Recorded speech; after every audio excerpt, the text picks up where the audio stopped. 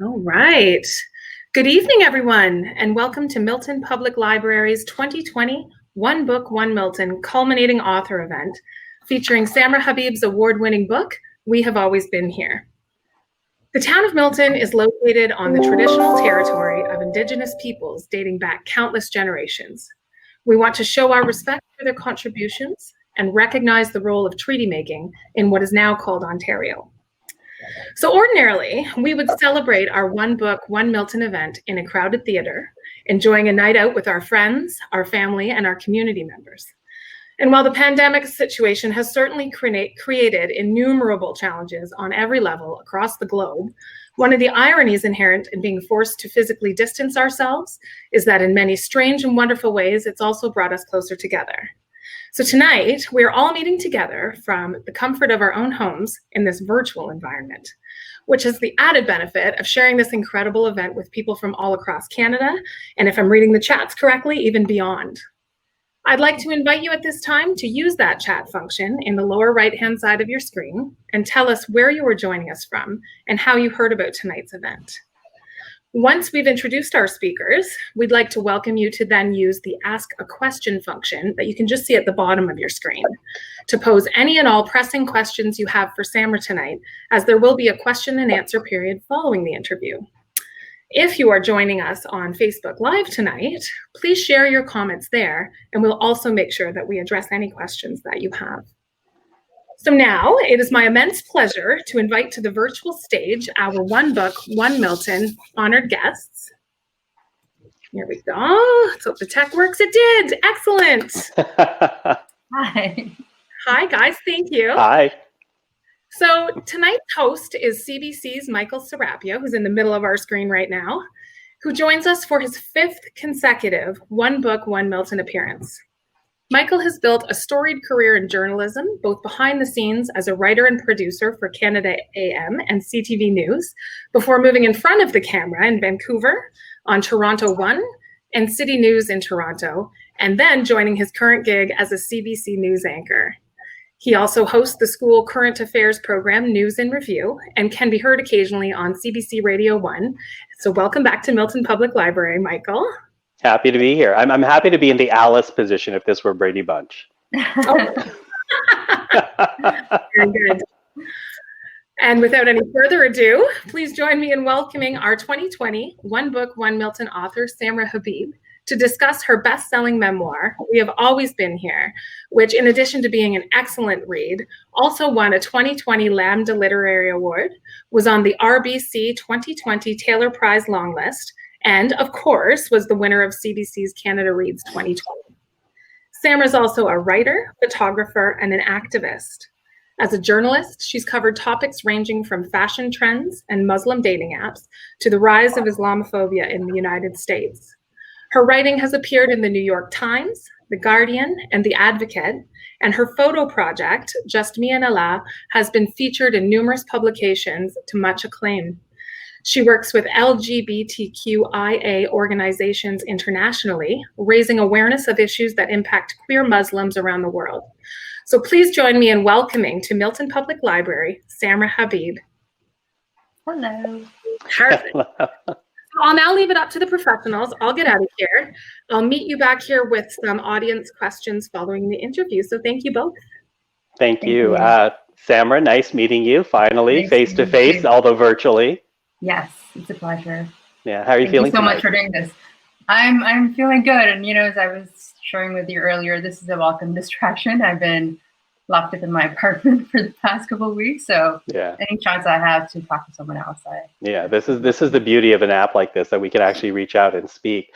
Listen, you know, I have to say, I loved your book. I found it had deep resonance for me. And so on that level, I want to thank you. But, you know, I also want to thank you for sharing your story, because this is not some type of made up story out of your imagination. This is your real life, warts and all. Why did you decide to do this? What inspired you to actually put down your life into memoir? I think, you know, there are many reasons. One of them being that, you know, was always searching for people who looked like me, who sort of had a similar journey, and I was never able to access stories that resembled mine, especially when it comes to queer identity. And also, the other reason is that, as you may know, I spent years working on a photo project called Just Me and Allah, and I traveled around the world interviewing queer Muslims because I was just personally really curious to know what their relationship with Islam was, because as a Muslim myself, I felt like there wasn't really space in Islam for someone like me, someone who identified as queer. And what was happening was that, I was coming into contact with a lot of young people who it was really apparent they were craving a role model, someone that they could look up to. And it was really around that time that I thought that maybe my story was worth sharing. And also because I felt like when I was talking to people, so much of what was coming up was trauma. And I wanted people to know that, even though trauma is very much a huge part of my experience, it's shaped my book, it sort of shapes my life decisions every day. Joy and pleasure are also huge components of being queer. So, yeah, I wanted to just sort of put that out there. How difficult was that, though? Because, when you go through the pages of the book, and for those that have not yet read the book completely, there are moments that, quite frankly, are horrific to read. I'm thinking in particular of that moment. And, I'm the father of a 3-year-old girl, and I think about what happened to you when you were 4 years old. There are parts of it that are just painful. There are parts of it that, I think anyone who has ever been bullied in life would relate to. And yet here you are going through it, your experiences, putting them down to paper. How difficult was that? It was very difficult, and it was also the first time where I realized that I needed support in unpacking that while I was writing it. So it was around the time when I started seeking therapy, because I knew that in order for me to write the stuff and kind of understand how I had arrived where I have, I needed someone to help me through that. But although those elements and experiences are really, really difficult, I also understood the importance of sharing parts of those experiences in order to provide a wholesome picture of what my life story has been like. And obviously it's not unique to me, it's happened to a lot of people. And I was also really careful in ensuring that it didn't end up being trauma porn. Like, I just sort of included elements of those really horrific experiences that I thought were necessary in order to move the story forward. And it wasn't trauma porn, as you put it. It really does move forward. It addresses it. It moves on. But did you find yourself holding back whatsoever in terms of telling the story? Yeah, I mean, especially I think the incident that you might be referring to is, when I was molested as a kid, and yeah, I felt like I only needed to provide the details that were necessary to kind of help readers understand the damage that had been done. Yeah. Now, listen, we're going to get to a lot of the bigger issues, but I really want to begin with almost the details of your life for those, again, that have not read it, just to bring them a bit more into the book. And to that, we have asked you to read a passage from your own book, and we have it here for people at home to see the part of the book where you're going to choose and read from. It's actually in the first chapter, the first couple of pages, for those who want to read along. And again, the beginning of the book, so if you could read the passage that you chose. I've never read this passage before, just an FYI, but I've been thinking about it a lot lately. And I've been having these visions, so that's why I chose to read it. We both had shaved heads, although the reason for mine was that a week earlier, my barber had discovered head lice before giving me my monthly bowl cut. I suspect her reason was more exciting. I couldn't have been older than 5 when I saw her, but I can still vividly recall her face. My eyes fixed on it as honking trucks zipped by and 3 different cavallis blared from the shops behind me. My mother likes to tell the story of how intently I would focus on the flickering television screen, the only one on our street in Lahore, while she nursed me. She would turn me around in an attempt to protect my eyes, but I always managed to swivel my head toward the screen. She would be the first to tell you. I've always been drawn to action. My dad had parked the car in front of the shops in Liberty Market as my parents searched for last-minute eat dresses for my sister and me. I always hated the muted colors my mother chose, grays the colors of concrete or washed out browns that reminded me of old teams. As I waited in the back seats, I found myself drawn to the woman with a shaved head. Something about the spontaneity of her movements and the ease with which she rested her hand on her matte black motorcycle captivated me. She was probably closer in age to my mother, who was in her mid-20s at the time, but the similarities ended there. I had never seen a woman laugh so freely in public and be so comfortable in her skin while socializing with men and women, as if that were a regular occurrence for women in Pakistan. Eventually, she noticed my little face interrogating her from afar and smiled before shifting her attention to a conversation with her friend. I seemed to be the only one fascinated by her. My younger sister continued to talk to herself, or maybe to me, who can say, in the back seat. Soon the woman was hiking up her black shalwar and adjusting her dupatta, securing it tightly so that her breasts were modestly covered, almost like donning armor before entering battle. She sped off on her motorcycle and joined the busy night before Eid traffic. Now, you said you've been thinking about this part of the book. Why? Just the image has been sort of flashing in my mind a lot lately. I still think about like why I was so fascinated by that woman, and sometimes I wonder, did I recognize parts of myself in that woman, or like did I want to be like her? And I think I know the answer, and that is that yes, I did. Yeah, and I just have like this urge to also just shave my head. Just like when I think about that, maybe it's going to be like my pandemic haircut. But yeah, I've just been thinking about her a lot and why she was so significant to me, and why that like she has stuck around for as long as she has. Now, your life started in Pakistan. You were there for a number of years before your family moved to Canada, immigrated to Canada. When you think of Pakistan now, how does it figure in your mind? As a place of wonder, as a place of your childhood, something that you loved? I would say it's like wonder, it's curiosity. I would really love to go back and see for myself if my memories are accurate, if like what I remember is actually how things are, whether it's like scale or smells, where things were situated. I just would really like to compare my memory to what is in fact the reality right now. Unfortunately, I don't think I really can. I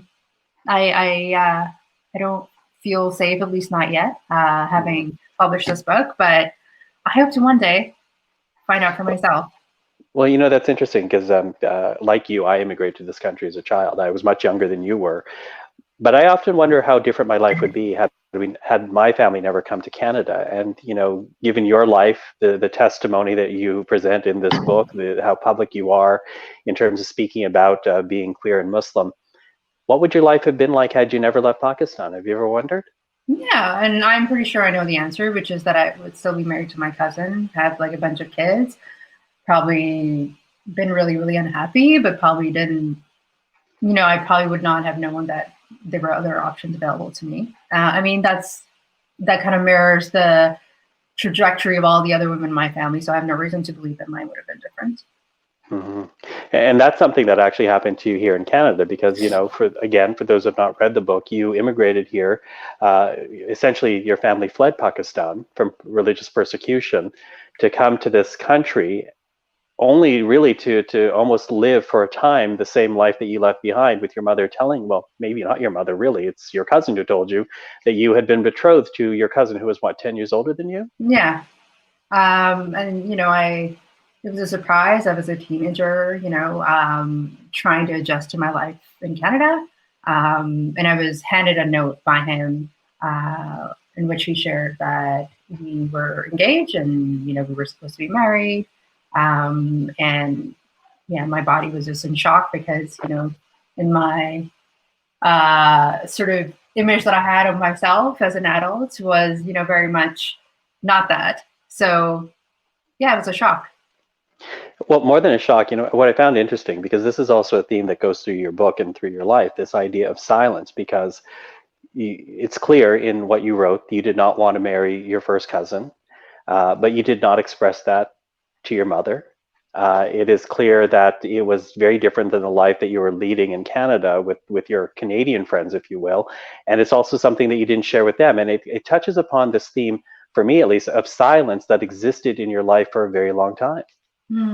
Yeah, I mean, silence for the longest time, what I understood it to be was protection, right? So like I had to remain silent to protect myself, whether it was staying silent about my arranged marriage, and not talking about it to my friends so that I wouldn't be bullied, or just staying silent, when it came to, my parents deciding things for me.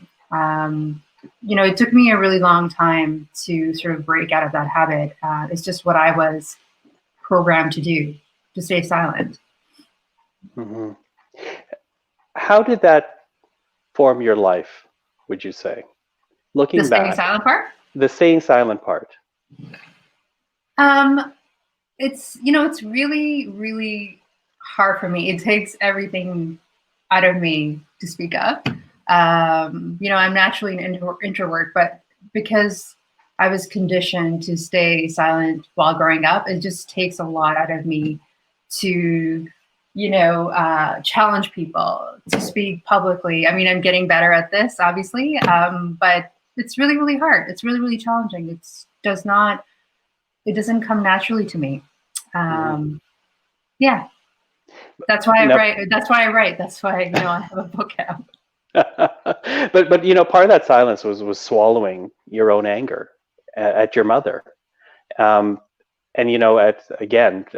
looking at it as one who essentially straddled two cultures and coming to this country and leaving the Philippines.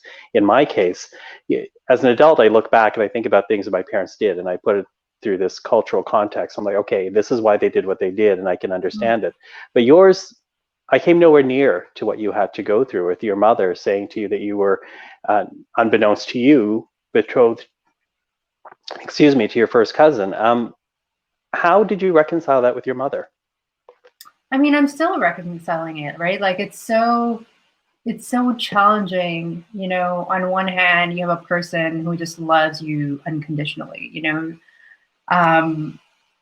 who will really do anything for you. But on the other hand, there's also this person who did not protect you as a kid. So you haven't really known safety and protection because of them. So I'm still coming to terms with it. But, something that I do remind myself of is that, we both grew up in really different contexts. So for her, the decisions she made to, arrange to marry me when I was a kid, that is what security to her looked like in Pakistan while she was growing up. That is something that was done to her women in her family. So, I think that decision is obviously not the right decision that one would make because of the different context I grew up in. I was surrounded by feminists, who did not think the way my mom did. So obviously the lens through which I see my mom's decision is very different. So I just have to remind myself of that while doing, the repair that needs to be done. Mm-hmm. Now, you escaped the situation essentially by leaving home as a teenager. And correct me if I'm wrong here, it was right before you started university that you left home. You moved in with a friend who you ended up marrying down the road, only to realize that a heterosexual marriage was maybe not for you. Talk to us about the realization that it was more than just being married. It was also this idea of being married to a man that was not for you. Yeah, it was during my marriage, I realized that I was very much queer, but, I still look at that relationship very fondly because it was around the time that I was estranged from my family. So, he was my family around that time. So I was, I longed for safety, and that relationship provided me the safety I needed to just build a life for myself.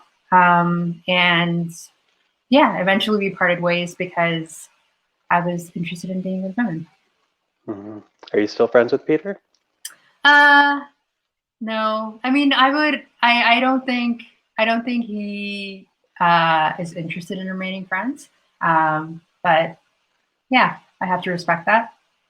Hmm. Let's talk about your realization and then claiming the fact that you are queer. Because in the book, you write about how doing so essentially freed you of your silence and led you to a life of greater joy. Hmm. Well, I mean, it led me to finding my people. I, for the first time in my life, really started experiencing pleasure and joy on my own terms. It connected me to a community that I, felt like I belonged to. Um, yeah, and it led me to also lots of really great relationships and friendships um, that just sort of helped me figure out where I fit in the world. Hmm. And part of that was seeking out what it meant to be not only queer but also Muslim. Because and I preface this by noting the fact that there are many people who come out, whether they are gay, lesbian, trans, bisexual, two-spirited, intersex. They come out, they find their community, and they almost start life anew. They turn back to what was or turn away from what was. And in many cases, that has to do with faith and faith communities. But you didn't want to do that. You still had to seek out what it meant to be both queer and Muslim. Yeah. I mean, I just refused to reject this huge part of myself, which was my faith, because, mainstream Islam's perception of queer people. Um, and that is so, my faith was so, and still is, so tied to my identity. And around the time when I was really struggling to reconnect with my faith, I heard about Unity Mosque, which is founded by Al Farouk, who you know as well.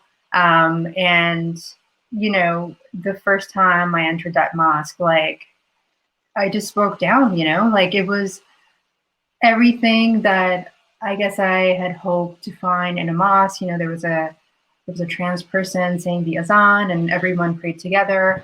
And you are encouraged to talk about Islam from your own perspective. Like there's no right or wrong way to practice Islam at Unity Mosque, which I really, really appreciate. There's almost like a very And to be clear, because there are many ways to practice Islam. well, yeah, Islam is not a monolithic religion, which is very, very clear at Unity Mosque. You have people practicing Islam from all parts of the world. So so much of how we practice Islam is very much cultural, which became really evident, at Unity Mosque. Hmm. What did it mean for you, though, to find this space? Because many people would ask the question, why is it important still to be a part of Islam when it is in the popular, imagination, a faith that is not open to the queer community? I feel like I don't really have a choice. It shapes the way I see the world, the way I navigate, the things that bring me comfort, for example, spirituality or Muslim rituals. Like there's no way for me to separate that. And I was fortunate enough to find that, at the space where a lot of people were sort of struggling with the same thing and were working together and finding answers and creating spaces for themselves where they could feel safe practicing Islam in the ways they chose. Hmm. Which leads me to the title of this book. We have always been here, because through your photo project, it is very clear that you're not alone. Yes, the Unity Mosque tells you you're not alone in this city, but talk to us about the other queer Muslims that you have met along the way in other parts of the world and what they are trying to create and struggle with right now.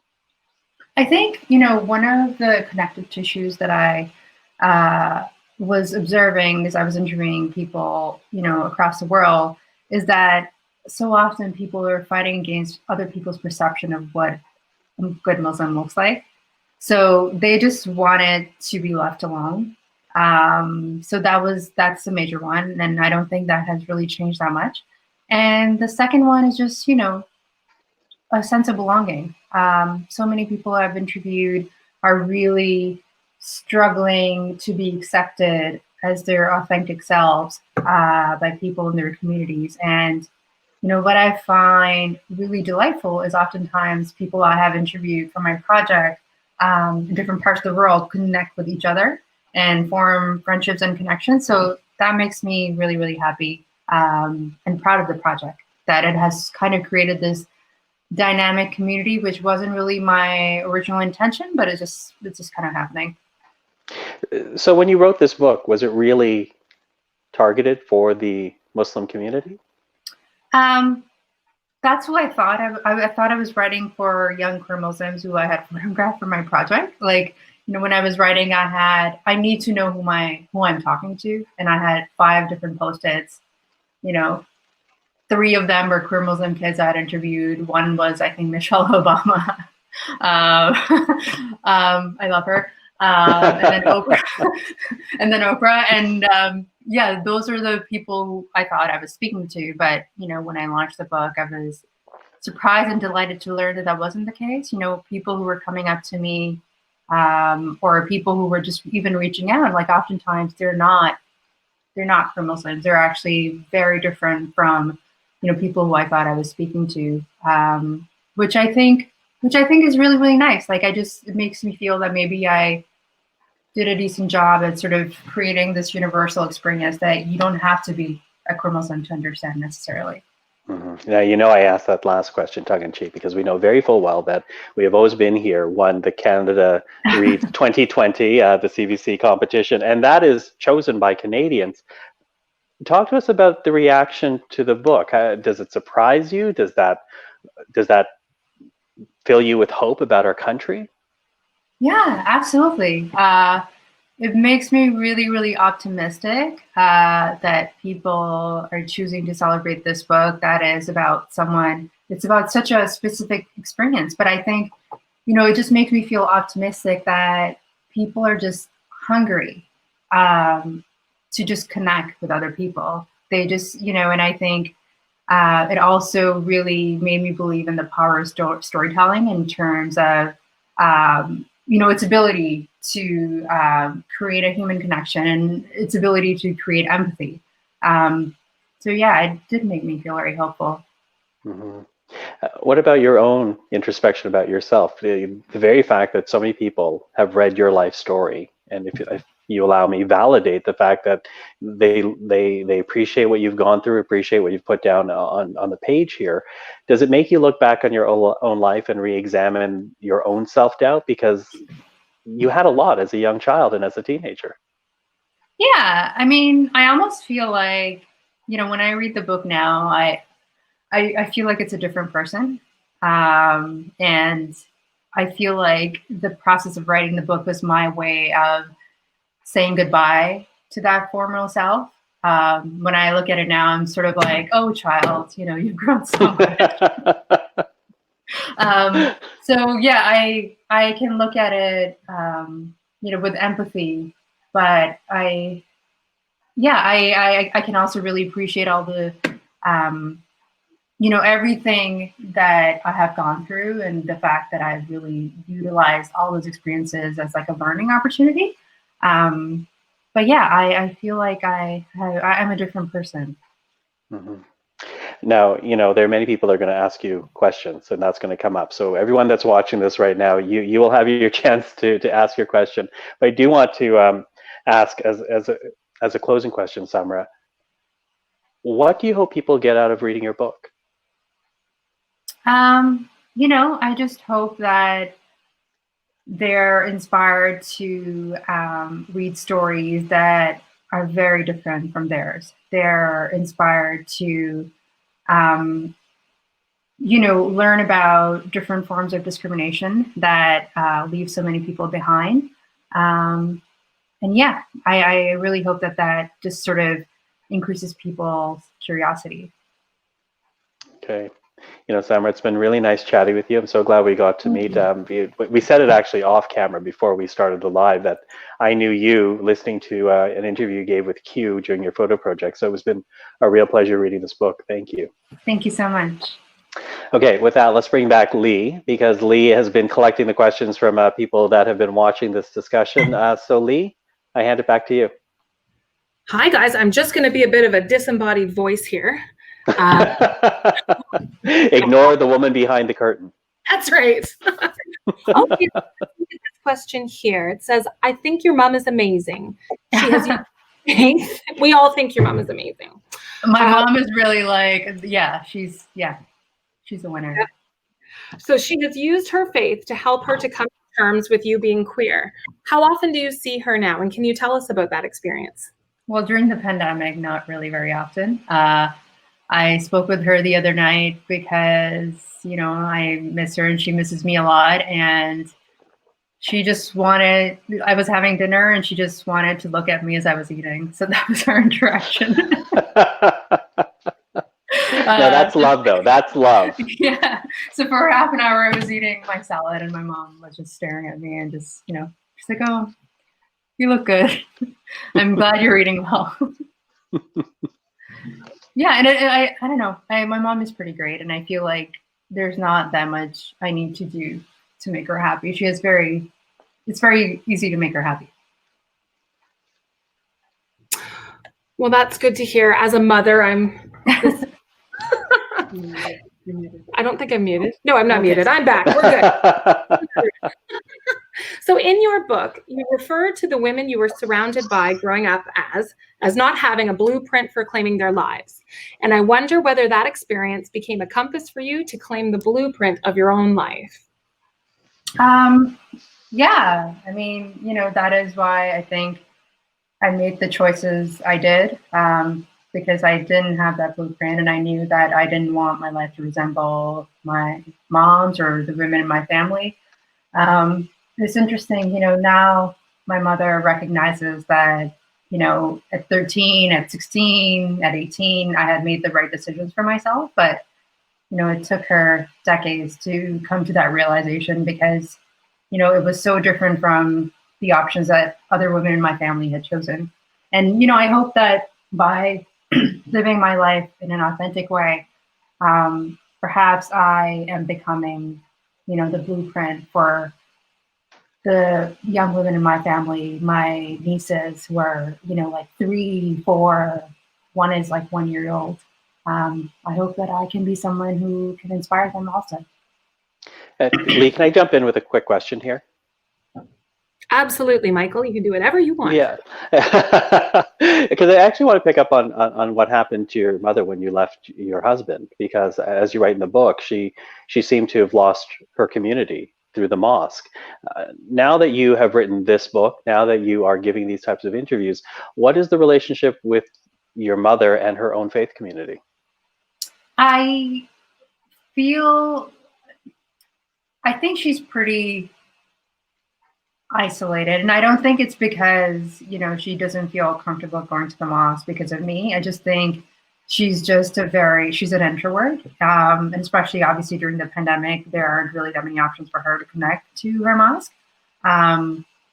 But yeah, she practices privately, and she also has a lot of health issues, so it's not always easy for her to go to the mosque. Yeah, so I would say with her mosque community, it's probably it's not like she doesn't visit very often. Has she found another community to support her? She's just leans on her family.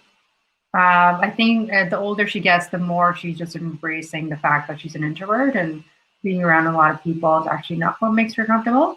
And I'm also recognizing very much that I'm very similar to her as I age also. Yeah. That's great. I think this question kind of builds upon that sentiment for sure. It's an interesting question and one I think a lot of people are grappling with. What advice do you have for immigrant parents who are trying to push their traditions from quote unquote back home that do not align with a traditional Western world? Oh, that's a tough question. I mean, maybe, they can find a community of people who sort of share the same background as they do and sort of have a conversation with them about how they're navigating raising their kids and, learn things that way. I'm such a terrible person to provide advice on this. I have no kids and I don't plan on ever being a parent. So I can't even imagine how tough that might be. So can I turn that question then? If not advice to parents, what about kids who moved to this country along with their parents, who are immigrants to Canada? What advice would you have for them as to how to perhaps understand where their parents are coming from? I would say probably, have conversations with their parents, and also confide in elders who are not their parents. Perhaps they're teachers who can sort of offer them an objective opinion and help them navigate their new life in a new country, to help them sort of feel safe, the kind of safety that maybe their parents can't provide, I guess. Yeah, because teachers were very important to you, right? You wrote in the book that they were your saviors. Yeah, they were my therapists. They were, they were my everything. Yeah. Lee? Yeah, there's another question in here, another nice light one. It says, would you please also tell us if you think in our lifetimes, the Muslim world as a whole will become more inclusive towards those of us who are queer and Muslim? That's a tough question. I mean, I don't know. It's really hard to say. Like, I don't really expect the acceptance of the entire Muslim community. Like, I don't need that to feel validated. For me, it's really important to find my own pockets of safety. So, whether it's Unity Mosque or queer friends I've made in the last decade. I don't think, I am not hopeful that I will be embraced by the entire Muslim community in my lifetime. I don't think that's like a very achievable goal to have. Okay, I think we have one more question in the Ask a Question box here. It says, how is your relationship with your sisters, and what has their reaction to your book been? My relationship with my sisters has never been better, stronger. They're my confidants. My youngest sister was actually one of the people I shared the book with before it was published. I wanted her to do a sensitivity read. I specifically wanted her to share her thoughts on how my mother was written about, and there were certain parts that she felt would make her feel very uncomfortable. So I made the choice to take those parts out because I really, really trust her judgment. Where I really care a lot about what they have to say. And, the same sister also shared that because she was so young when I ran away from home, she really appreciated learning about all these details that, she didn't know about because she was so young and she didn't perhaps have the capacity to understand what was going on. So she sort of shared that she saw me in a different light. What was your mother's reaction when she read the book? So she's still reading the book. Her English isn't that great. I gave it to her after one Canada reads. And sometimes she calls me and then she asks me to translate. And then so far, the only critique she's had is about me talking about my life situation. She's like, why did you have to talk about how I had life? Why do you have to put everything in there? That is the only thing she's been concerned about so far, but I don't think she's made it very far. The sex clubs, for example. I'm sure she would have.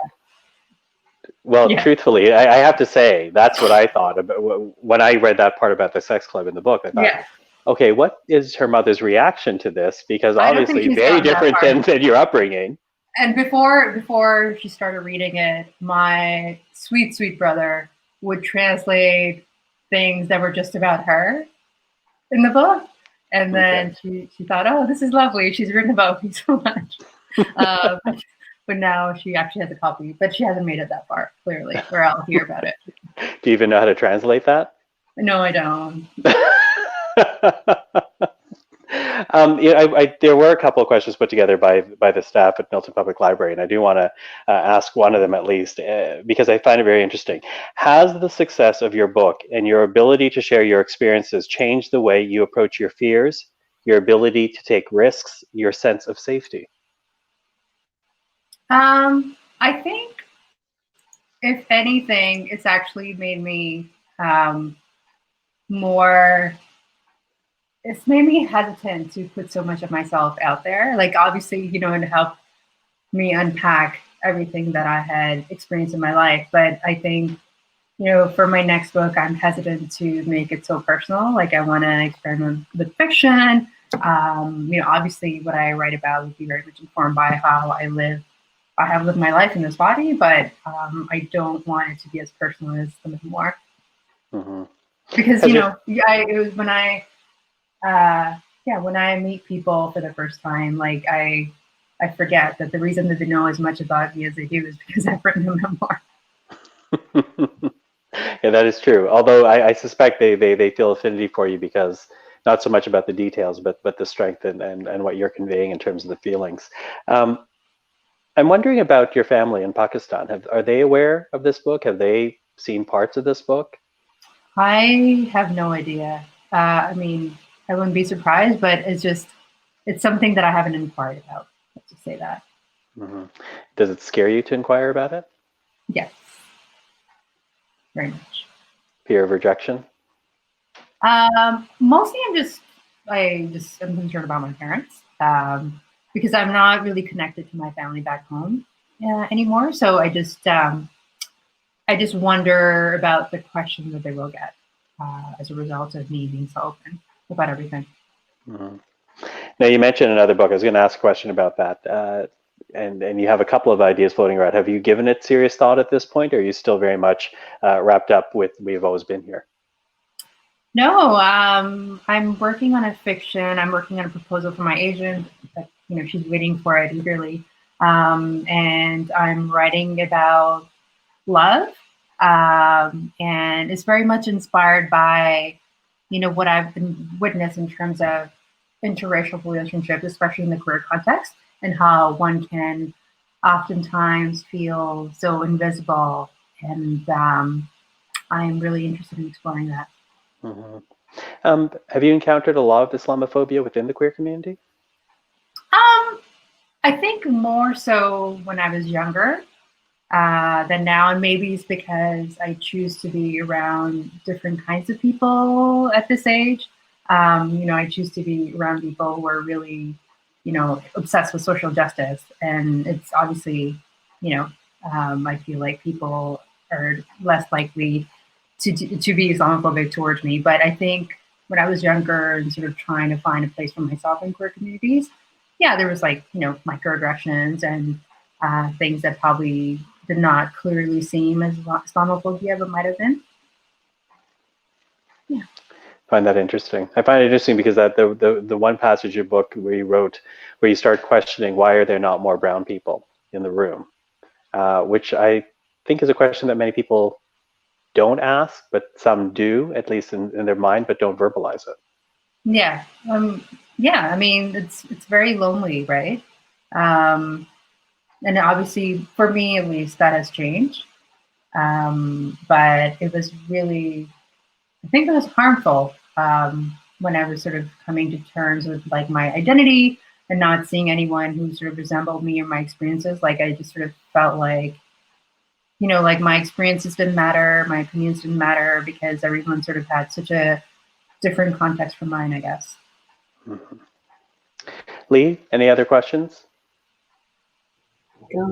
Well, there was one recurring question, and it was, how can we borrow this book from Milton Public Library? So you need to buy more copies. Buy more copies, Milton Public Library.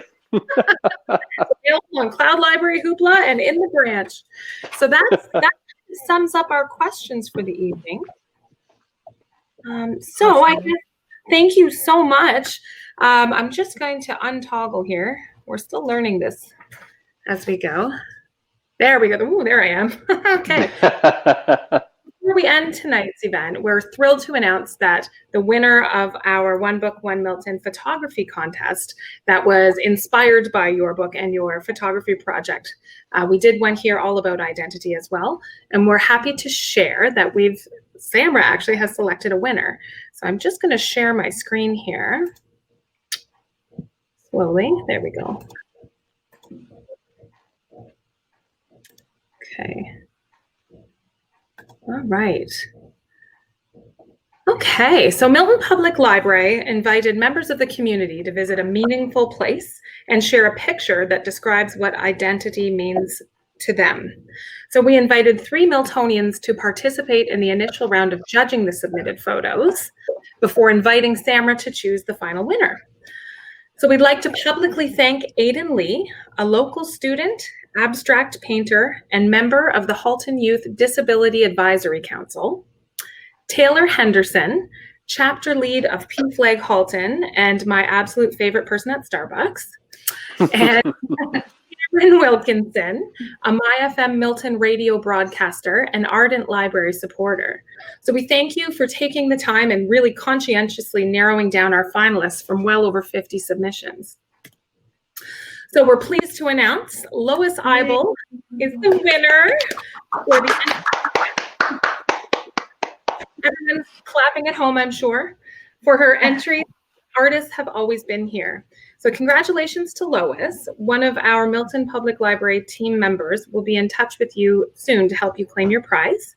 And for a list of all the finalists and a gallery of their photographs, please visit our social media platforms later this evening and you can see the gallery of that. Also, just a quick reminder that we will continue to have Samra's book for sale at all of our Milton Public Library branches during the curbside collection period, and there are a limited number of signed copies available. So please visit our website at www.beinspired.ca, or you can call us or email the library if you would like to purchase one for yourself. Stop sharing there. Great. There we go. So finally, Samra and Michael, on behalf of everyone here at Milton Public Library and the town of Milton at large, please accept our sincerest thank yous for joining us this evening in celebration of reading and community.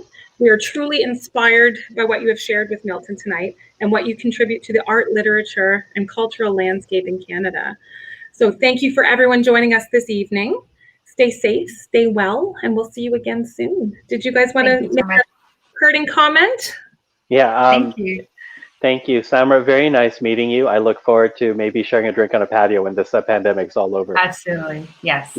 It'd be a pleasure. Thank you so much. This was great. Yeah, that was great. Thank you. Lee, it'll be a patio in Milton. Absolutely. Eddie will be there.